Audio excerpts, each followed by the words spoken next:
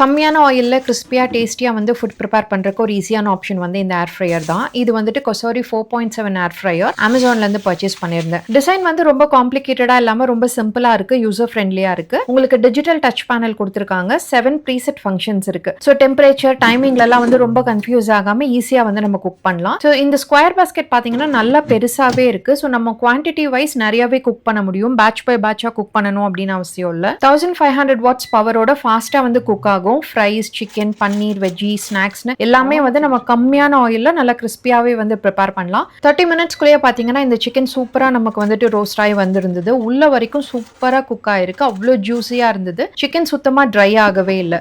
So air frying மட்டும் இல்லாமல் நீங்க வந்து grill, roast, bake, reheat, defrosting கூட ஈஸியாக பண்ண முடியும். ஸோ நான் நெக்ஸ்ட் வீடியோவில் இன்னும் நிறைய ரெசிபீஸ் வந்துட்டு இதில் எப்படி பண்ணுறதுன்னு சொல்லிட்டு நான் ஷேர் பண்ணுறேன். மறக்காமல் ஃபாலோ பண்ணிக்கோங்க. இந்த ப்ராடக்ட்டோட லிங்க் வேணும்னா கமெண்ட் பண்ணுங்கள். இன்னொரு இன்ட்ரெஸ்டிங்கான வீடியோவில் மீட் பண்ணலாம்.